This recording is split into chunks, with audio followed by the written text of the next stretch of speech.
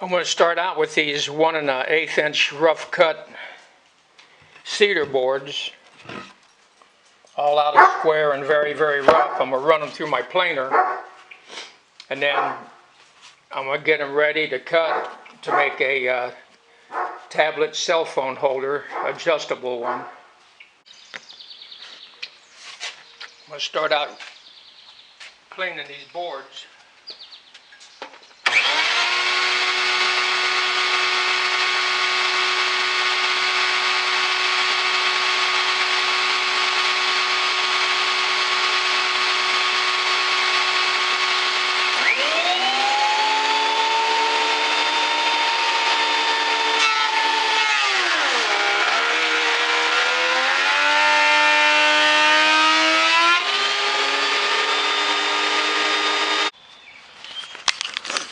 Now I'm just going to square up the boards and try to get them nice and even before I do an actual major cut. You want to make sure your blade is always just barely above the wood, about a tooth. That way if you do something bad, you won't get cut and hurt as bad. Make sure it's unplugged before you, and got everything set before you plug it in.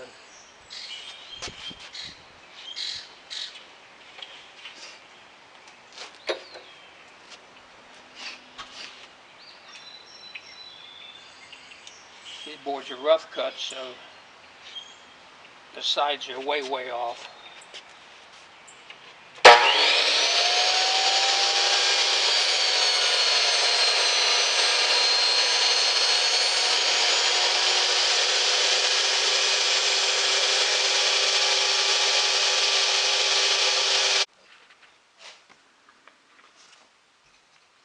Well, I start with, didn't have any directions on this. All I had was a picture to go by. This is a cell phone tablet holder. This centerpiece that was square, I just take something that's about as wide as the wood in general, and just draw a line there to round it out, and I cut it out with my bandsaw. This is going to be the middle piece that's going to support the front bracket.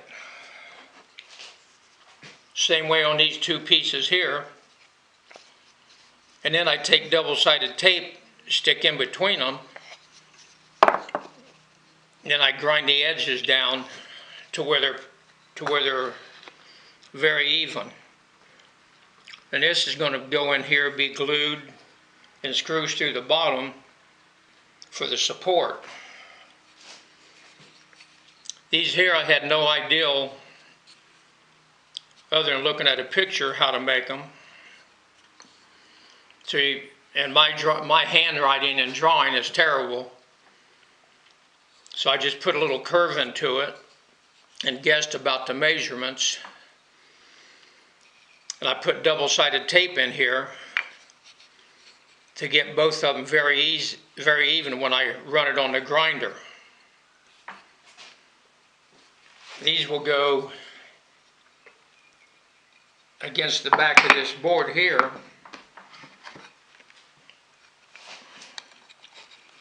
These will go against the back of this board here that will hold your tablet up.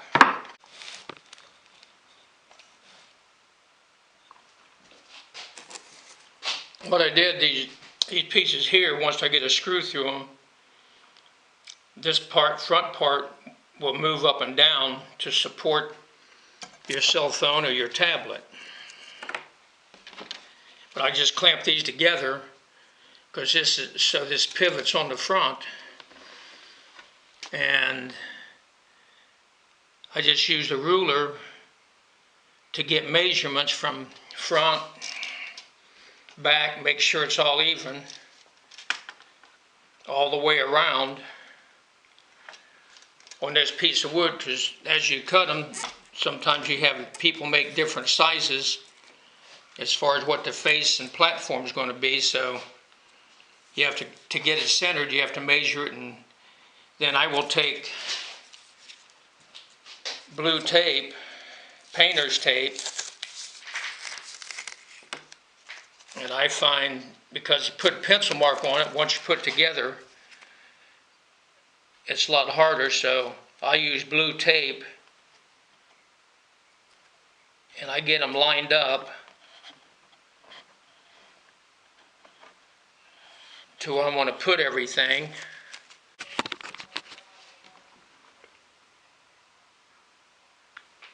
This here's the bottom base, where the front's going to pivot on top of this and turn. What I do, this board is approximately right at 9 inches wide, or 6 inches wide. Some people make them even smaller, some bigger. It depends on what width and height you want to make it. Then I want to get centered of all three of these pieces, so I clamped them together before I'm going to glue and bolt them in or screw them in or anything like that. So I just get center on the front, same way center back here in the back.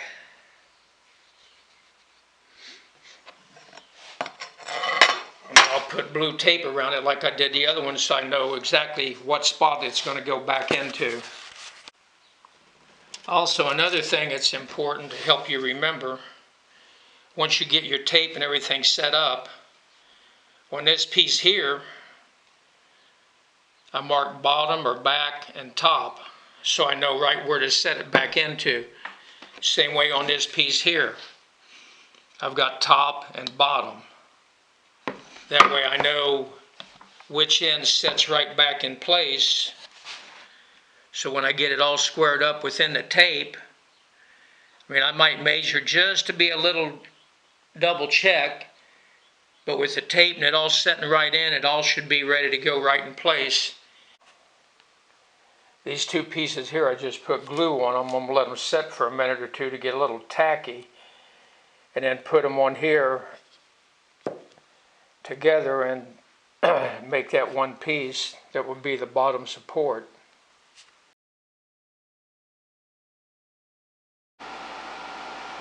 Gluing these three pieces together, even though I let them set for a little bit and get tacky, they still want to slide up and down or back and forth, because a lot of times the clamps, when you screw them in or tighten them, they have a tendency to pull left and right.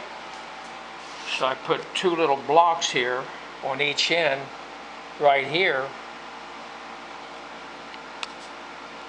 and then clamp it from the sides. That holds it even to keep it nice and even, so I don't have to do a whole lot of sanding. Well, on this board here, center is 4.5, because this part here is 3 inches wide, and center of it would be 4.5. So I will measure in on this other part same way, and that will get me where I'm going to drill my 2 holes to put that in at. So I want to go at 4.5. So I'll put a mark, just 4.5. And these are approximate, they don't have to be exact.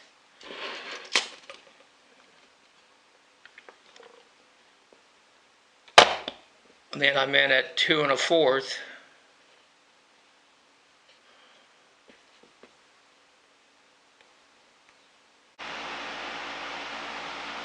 So for my next step on this, I want to drill down through here, but you'll want something on the back of this so you don't bust through the wood and splinter it, a backer. But after I move this here, I want to get center. Center is approximately, on this size here, is 4.5. Then on the width, I got to come in at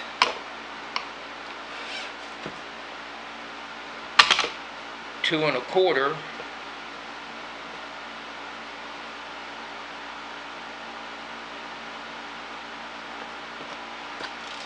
On both sides, 2 1/4 on both sides. So I'm going to be putting 2-inch screws in here because this board is 1 inch thick, and I want it to go in the other one about 1 inch. I'm also going to put glue in here to glue this complete piece down so it doesn't move or break loose. Right now I'm going to drill my pilot holes.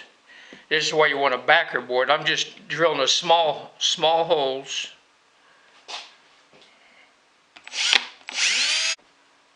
Also on some of these, when you're countersinking, especially if you got some of the cheap bits that I've bought, they're okay. Best thing to do is go in reverse. That way the teeth don't bite in so much, because if you start right out, many times it'll tear your wood to pieces. So if you go in reverse, it just cleans out and makes a cleaner hole, so when you go in a little deeper for the next one.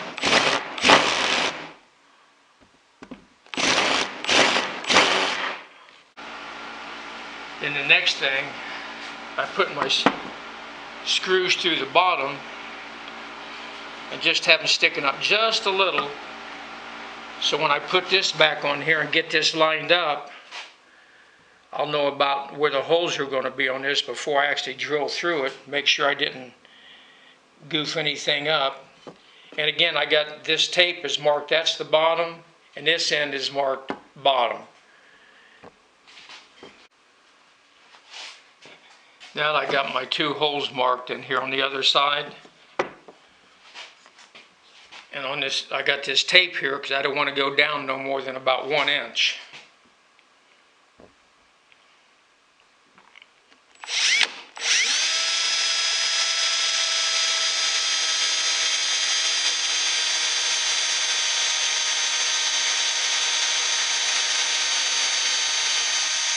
When you start seeing the tape start hitting this dust here, then you'll know you're down about where you want to be.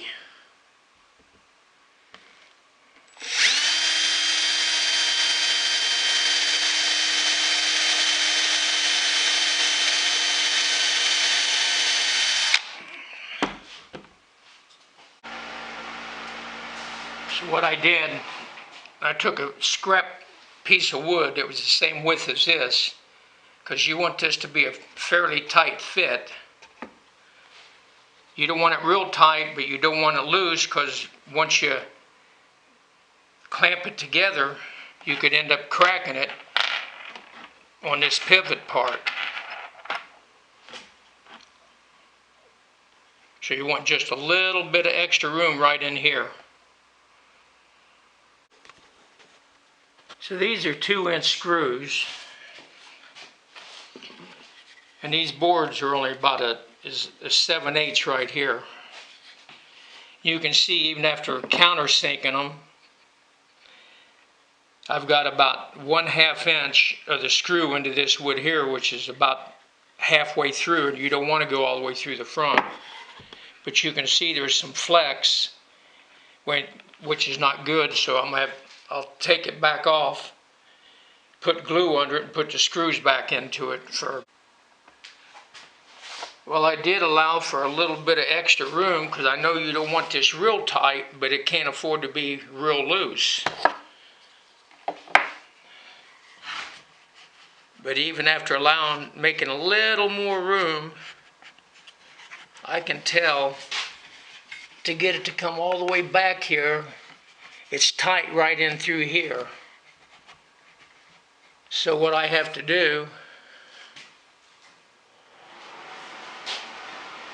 is from about here up, I'm going to have to sand both sides and just get a little bit thinner.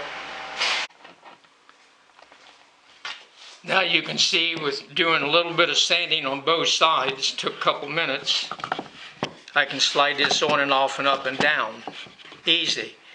So I can end up drilling my holes through here and putting this knob and handle on here so you can adjust it however you want it.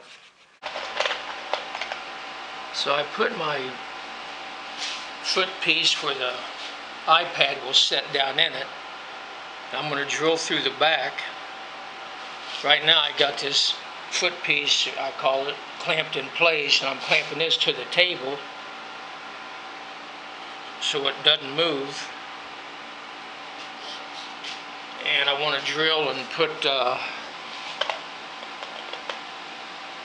2 more screws down through it, about 2 inches long.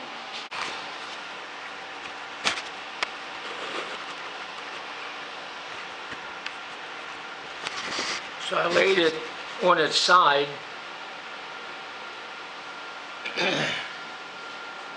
so it's flat, but if it's not good and flat, one thing you got to be careful, little gap in here, but it did chip out a little bit, but if you go slow, it's not bad. It's something to help support it. Then I just, after I got everything put in the position I wanted, then I drilled down through it, got everything the way it should be.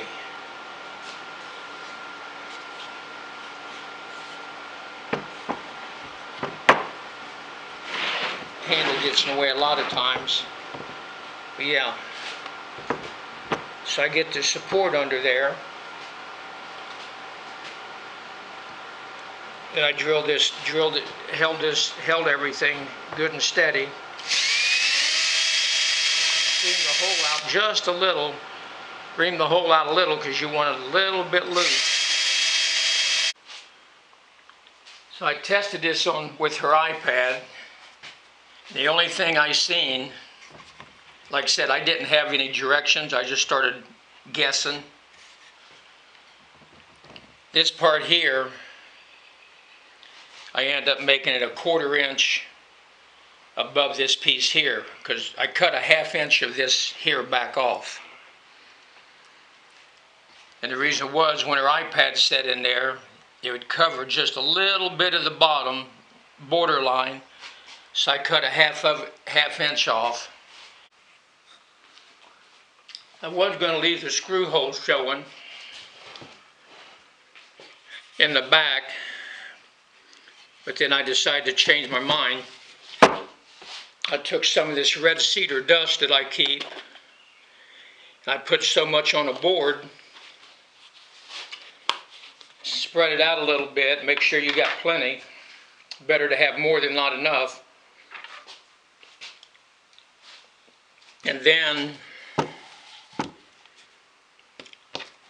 I put glue all over it, and I smash it into a ball like putty. Starts getting a little bit too sticky for you, just take a little bit of water, put it on your fingers.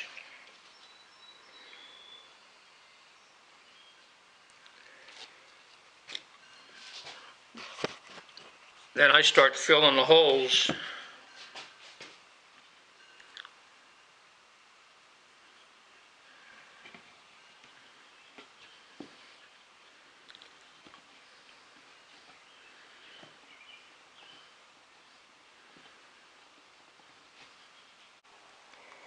After making this mixture and filling in these bowl holes, there's 8 of them, and this is on the bottom. Then I'll sand all this down and it will come out in almost a perfect circle. So after you put your glue and your cedar sawdust together, naturally it's hard as a rock. I'm just going to sand it down. You'll be able to get an idea of how much better it will come out and look.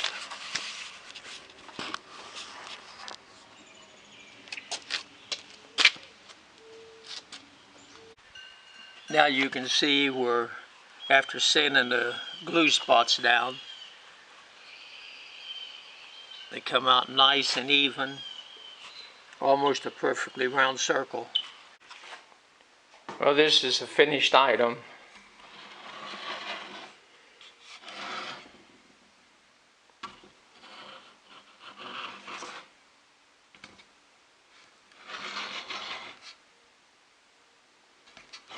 All made out of cedar.